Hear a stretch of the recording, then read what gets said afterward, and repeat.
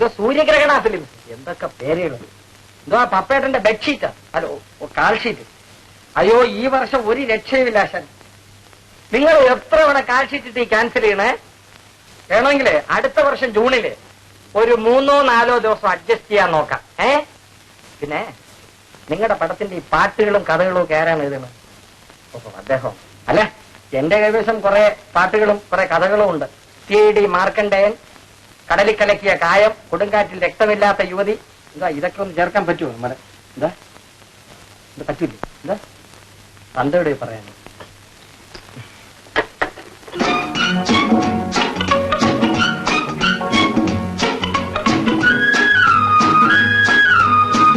മാധവ, ആരോടായിരുന്നു ഫോണിൽ ലാത്തി അടിച്ചുകൊണ്ടിരുന്നത്? ഏതോ പെണ്ണ. പപ്പേട്ടനോട് ഇപ്പൊ തന്നെ സംസാരിക്കണം, ഇല്ലെങ്കിൽ ഒരു തൂങ്ങിക്കെട്ടലോ പട്ടാണെന്നാ തോന്നുന്നത്.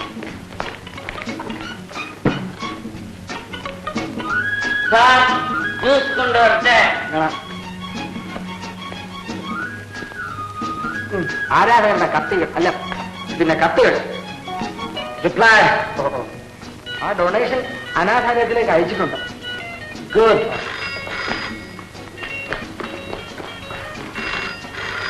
ഹലോ,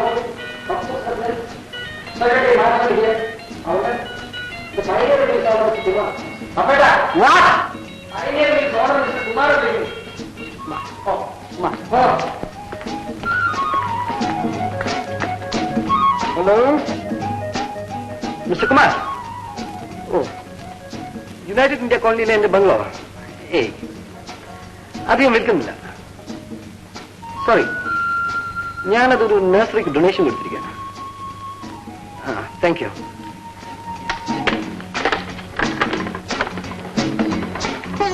അമ്മേ, ഓ അമ്മ ഇവിടെ ഇരിക്കായിരുന്നു. ഞാൻ ഇവിടെ ഇല്ലാന്ന് തിരക്കിയെന്നറിയാം. ഇത്രയും വലിയ വീട് പണിഞ്ഞത് അബദ്ധമായി പോയി. ഇവിടെ അമ്മ ഏത് മുറിയിലാണെന്ന് മകൻ അറിഞ്ഞൂടാ, മകൻ ഏത് മുറിയിലാണെന്ന് അമ്മയ്ക്ക് പറഞ്ഞൂടാ. അറിഞ്ഞൂടാ. അങ്ങനെയല്ലേ നിന്റെ ജോലി തിരക്ക്. നീ ഒരിടത്ത് നിന്ന് സംസാരിക്കടാ. നീ രാവിലെ 5 മണിക്ക് ഇവിടെ നിൽക്കും, രാത്രി 3 മണിക്കാ തിരിച്ചു വരുന്നു. അമ്മയെന്ന് പറഞ്ഞൊരു ജീവി ഈ വീട്ടിലുള്ള നിനക്ക് വല്ല വിചാരമുണ്ടോ? അമ്മ എന്താ ഇങ്ങനെയൊക്കെ സംസാരിക്കുന്നത്? ഞാൻ ജോലി കഴിഞ്ഞ് വരുമ്പോഴൊക്കെ അമ്മ നല്ല ഓർക്കുമായിരിക്കും. ഓരോ ദിവസം ചെല്ലും തോറും എന്റെ മോന്റെ മുഖം മറന്നു പോകുന്നത് പോലെ തോന്നും. ഇങ്ങനെ രാവും പകലും ജോലി ചെയ്യാതെ ഒരു ദിവസമെങ്കിലും വിശ്രമിച്ചൂടെ മോനെ? വിശ്രമിക്കാനോ? ആ നേരം ഞാൻ ജോലി ചെയ്താ എന്റെ പ്രൊഡ്യൂസർക്ക് 500 അടി പടമെടുക്കാൻ കഴിയും. അതെ, അമ്മ പുറപ്പെടാ. എവിടേക്ക്? എവിടേക്കെന്നോ? അതും മറന്നു. ഈ കാര്യം എന്താന്ന് പറ.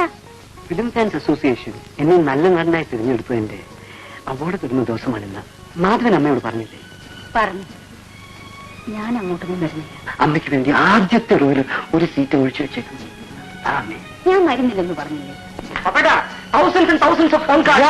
100 തവണയല്ല, 2 തവണയായിട്ട് ഫോൺ വരുന്നു. എല്ലാരും നമുക്ക് വേണ്ടി കാത്തിരിക്കുകയാണ്. സമയം അമ്മേ, വരൂ. നീ പൊയ്ക്കോ മോനെ. അമ്മേ, എനിക്ക് ദേഷ്യം വരുന്നത്. എന്റെ മോൻ പോയിക്കോ. എത്തിക്കഴിഞ്ഞു. അവര് വീണ്ടും വിളിച്ചിരുന്നു. നമുക്ക് വേഗം പുറപ്പെടാം. പുറത്ത് റെഡിയായിട്ടുണ്ട്.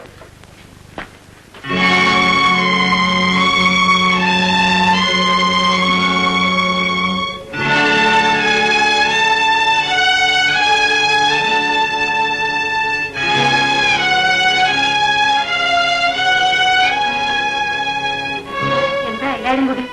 സാറിന് അവാർഡ് കിട്ടിയതിന്റെ ആഘോഷം ഞങ്ങൾ കൂടി ഒന്ന് പോയി കണ്ടാക്കൊള്ളാമല്ലോ. എല്ലാവർക്കും പോണോ? അമ്മ സമ്മതം തന്നാൽ. അത്ര ആഗ്രഹമാണെങ്കിൽ പൊയ്ക്കോളൂ.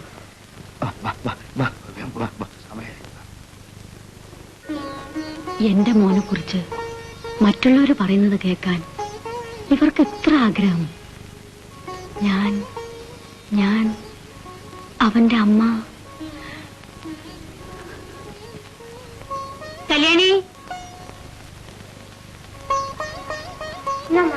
நீ போய் ஒரு ஆட்டோ ரிக்ஷா கொண்டு வா. எதுக்குமா?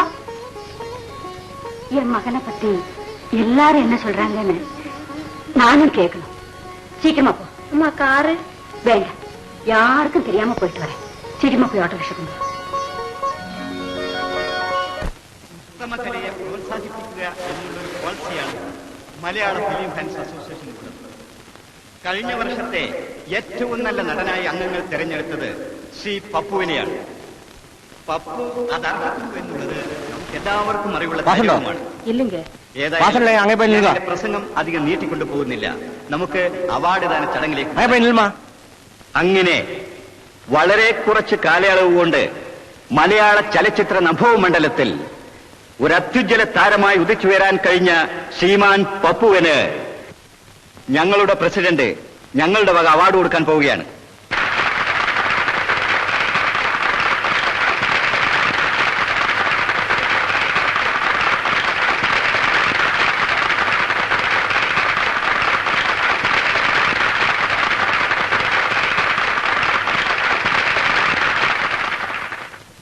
പ്രിയപ്പെട്ട സുഹൃത്തുക്കളെ, ഒരു നടനെന്ന നിലയിൽ എന്റെ ജീവിതത്തിലെ ഏറ്റവും സുന്ദരമായ നിമിഷമാണിത്. മദ്രാശി നഗരത്തിലെ മലയാള ഫിലിം ഫാൻസ് അസോസിയേഷൻ ഈ വർഷത്തെ ഏറ്റവും നല്ല നടനായി എന്നെ തെരഞ്ഞെടുത്തു എന്നറിഞ്ഞപ്പോൾ ഞാൻ സന്തോഷം കൊണ്ട് മതിമറന്നുപോയി. എനിക്ക് ആദ്യമായി കിട്ടുന്ന ഒരു അംഗീകാരമാണിത്. കലാസ്നേഹികളായ നാട്ടുകാരുടെ സ്നേഹമാണ് ഒരു കലാകാരന്റെ നിലനിൽപ്പിന് ആധാരം. ഞാനൊരു വലിയ നടനാണ് എന്നോട് പലരും പറഞ്ഞല്ലോ. അതിന് കാരണം നിങ്ങൾ മാത്രമാണ്. സത്യത്തിൽ ഇവിടെ കൂടിയിരിക്കുന്ന നിങ്ങൾക്ക് ഓരോരുത്തർക്കുമാണ് ഓരോ മാല വീതം തരേണ്ടത്. അത്രയും മാല ഇവിടെ സ്റ്റോക്കില്ല. അതുകൊണ്ട് നിങ്ങൾക്ക് എല്ലാവർക്കും വേണ്ടി മാലയും പൊക്കി ഞാൻ വാങ്ങി. ഒരു കലാകാരൻ എന്ന നിലയിൽ നിങ്ങളോടുള്ള കടപ്പാട് ഞാൻ ഒരിക്കലും മറക്കുകയില്ല എന്ന് ഓർമ്മിപ്പിച്ചുകൊണ്ട് ഞാൻ എന്റെ വാക്കുകൾ ഉപസംഹരിക്കുന്നു.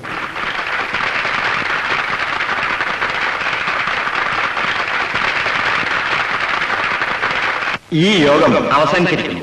നിങ്ങളുടെ വിലയേറിയ സഹകരണത്തിന് നന്ദി.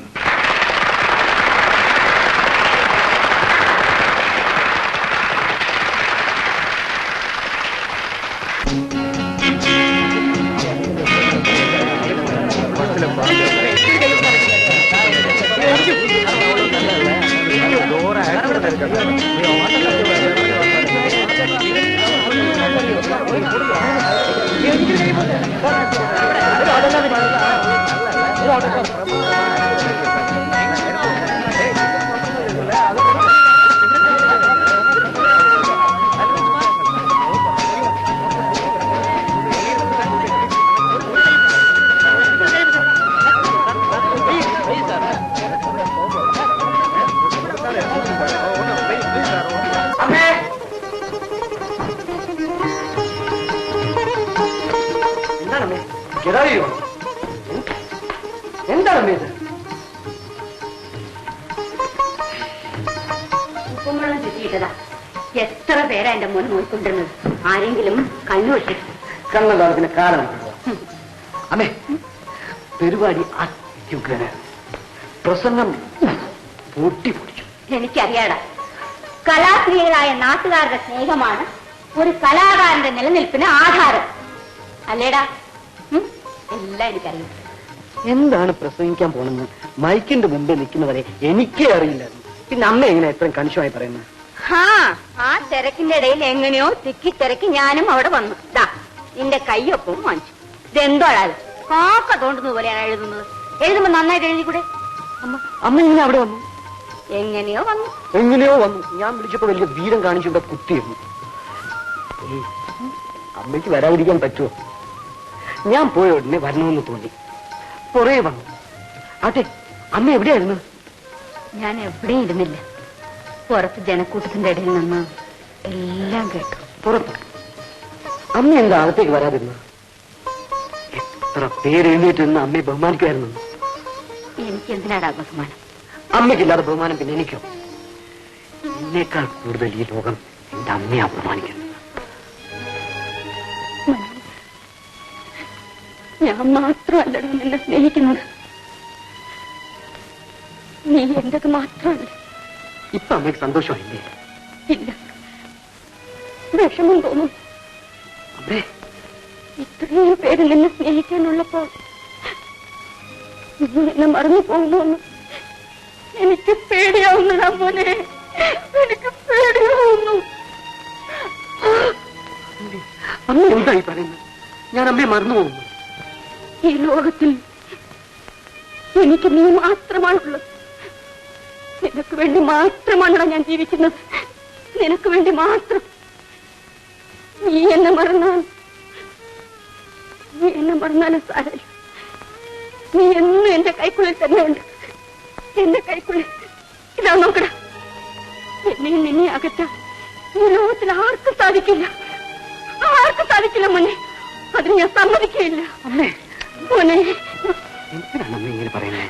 അമ്മയെ വിട്ട് ഞാൻ എവിടെ പോകാനാ? കണ്ടോ, മാധവൻ നമ്മളെ പിരിക്കാൻ വന്നിരിക്കുന്നു. അമ്മേ, മാധവൻ നമ്മളെ അകറ്റാനല്ല വന്നത്, പ്രോഗ്രാം പറയാനാ.